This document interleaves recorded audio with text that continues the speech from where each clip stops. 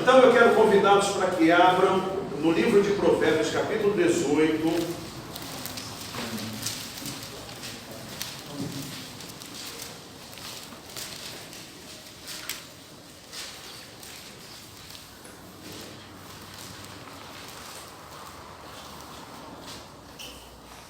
Versos 8, 9 e 10. O primeiro verso é o 8. Diz assim: as palavras do maldizente são doces bocados que descem para o mais interior do ventre. Esse versículo nos fala uma grande verdade. Há muita gente maldizente, que quando abre a boca é para maldizer. Maldizem o dia, maldizem a noite, maldizem a sorte, maldizem o país, maldizem a igreja, maldizem a família, maldizem sobre os pais, sobre os filhos, sobre o cônjuge. A sua boca só se abre para maldizer. São pessoas que conseguem estragar um dia inteiro apenas em 5 minutos de prosa conosco. Pessoas dotadas do talento de demolição. Deveriam chamar demolidora Jericó. Demolem tudo, cai tudo, vai tudo por terra. Mas a verdade, meus irmãos, é que palavras maldizentes, palavras quando se fala mal de alguém ou de alguma coisa, atraem. Nós não gostamos que sejamos nós o objeto da maldição, que estejam falando mal da gente. Se falarem mal de nós, nós achamos ruim e queremos tirar satisfação, não é mesmo assim? Mas se for dos outros, a gente acolhe, a gente escuta, mesmo que for apenas para ter informação útil, apenas para saber, foi isso mesmo? Vai, me conta, como é que foi a coisa? Me fala, como é que ele falou? Ah, você viu fulano? Onde que você ouviu? E aí, a maldição vai fluindo. E sabe, meus irmãos, que quando nós nos convertemos, nós temos algo dentro de nós que se chama moderação, domínio próprio, como o qual nós podemos controlar tanto o que falamos quanto o que ouvimos. É tão errado quem maldiz quanto é errado quem ouve a maldição, quem acolhe. Quando nós não queremos que uma fogueira aumente, o que a gente faz? Joga água, e se não tiver água, não põe mais lenha, porque aí ela por si só, ela se apaga, não é assim? Não havendo lenha, o fogo se apaga. E se não houver ouvidos atentos, não haverá fofoca, não haverá maldição, não haverá prosa, não haverá conversa. Quantas famílias se deterioram por causa da língua? Os irmãos já perceberam? Às vezes, um almoço de confraternização se torna um tormento. Às vezes, uma festa de Natal, de Ano Novo, um passeio, bodas de prata, de ouro, um casamento. Há coisas que se conversa ali que vão ser mastigadas ao longo de anos. Tristezas e mágoas que vamos levar pelos tempos. Mas, meus irmãos, por mais doces que sejam os bocados da maldição, o crente é chamado para não dar ouvidos a estas coisas. Quando alguém for falar com você, olha, eu preciso falar para você contra o vizinho, ou contra o pastor, ou contra o irmão, ou contra o seu irmão, você diga, o que você vai falar? Você já disse para a pessoa? Não. Então primeiro vai e fala com ela. Segundo, o que você vai falar vai me edificar? Bom, edificar não vai, então não fale, porque não é útil para mim. Terceiro, Deus vai ser glorificado naquilo que você disser? Não. Então cale a boca.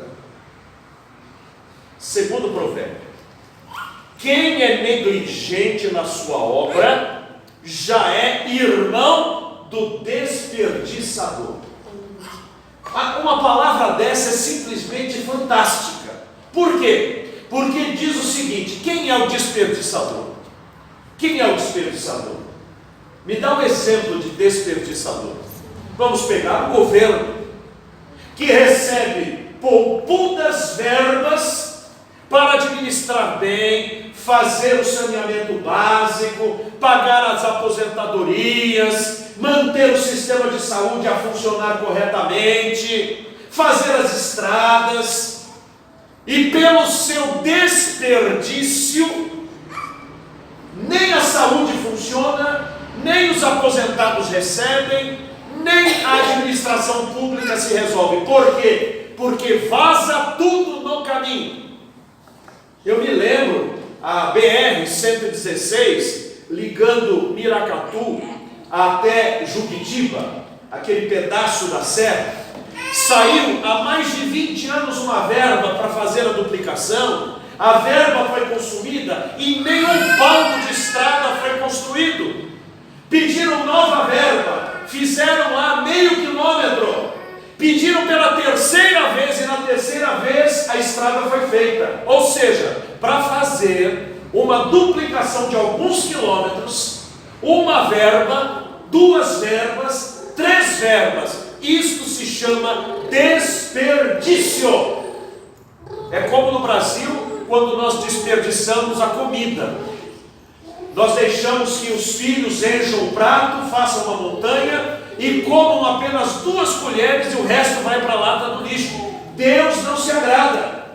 Certa vez a minha filha, quando nós começamos a educá-la para comer, então ela queria desperdiçar, só queria comer determinada comida em detrimento de outra.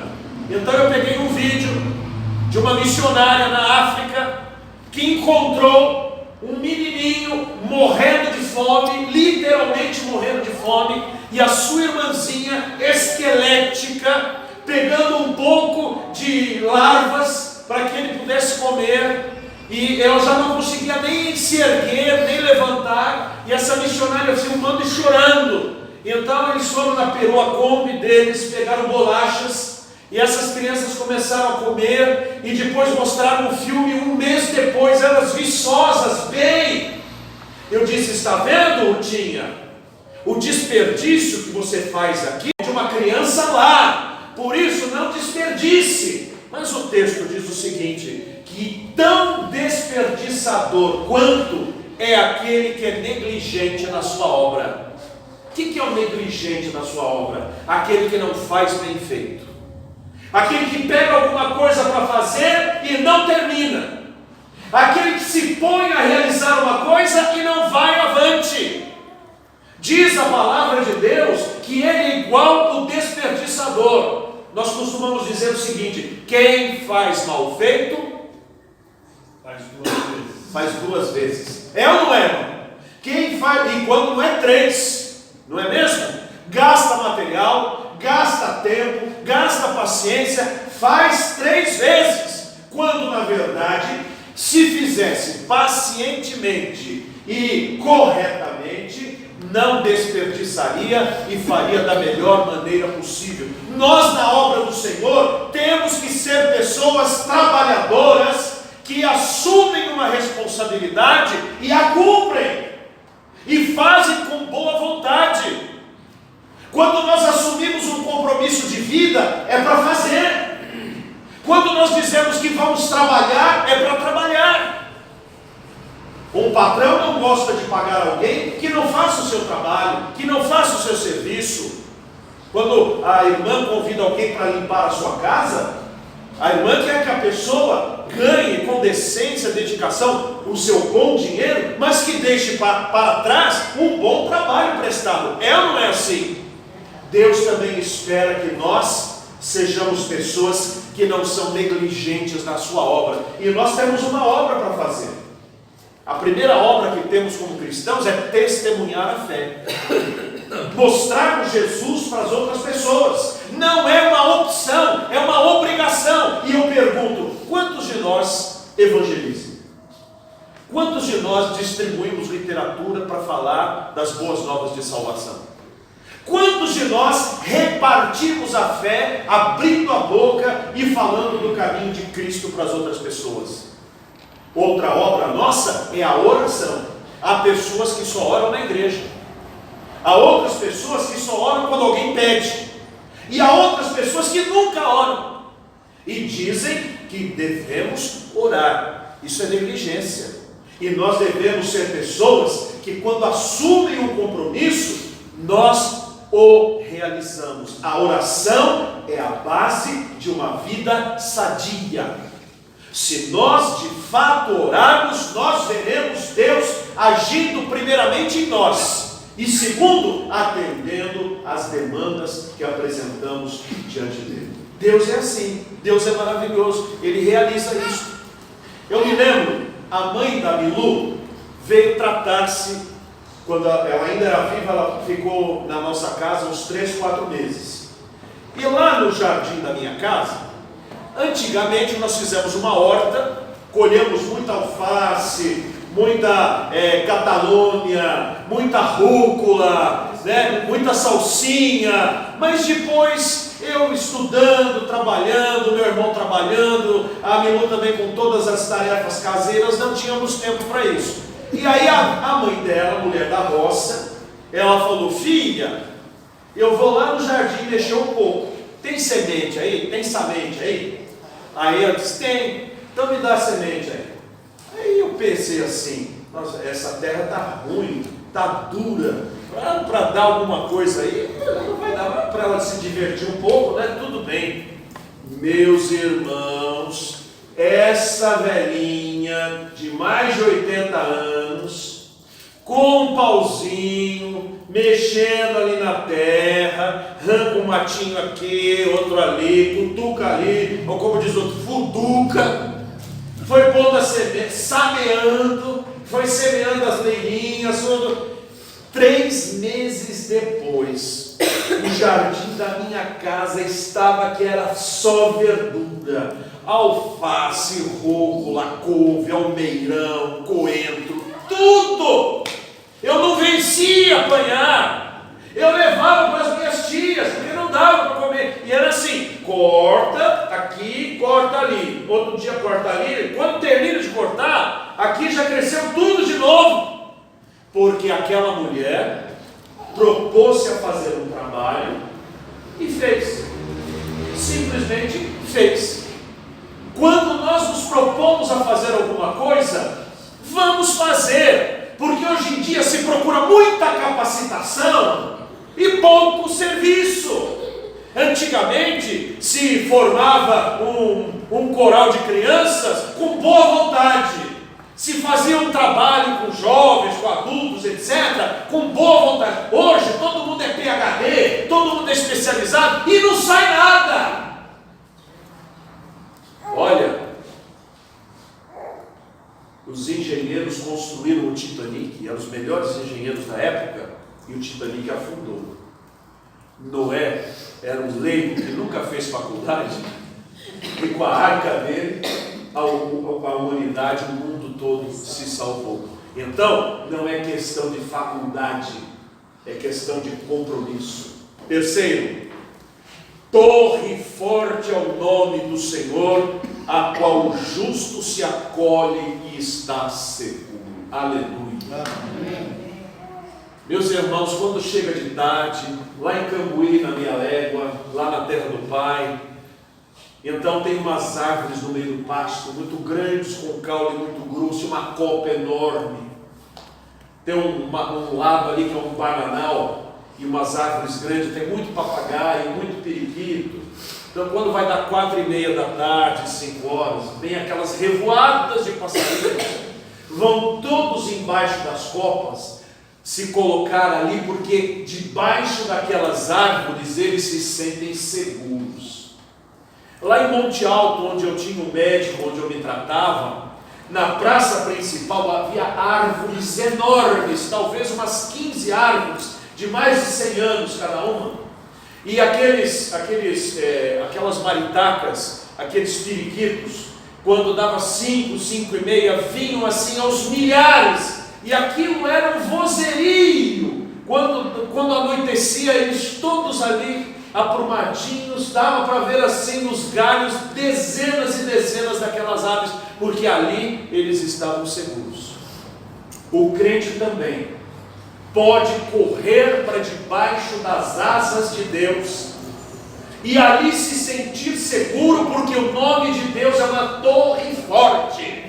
Quem se abriga no nome do Senhor se abrigou no nome que está acima de todo nome. Por isso nós não devemos tomar o nome de Deus em vão. O nome de Deus não é chiclete.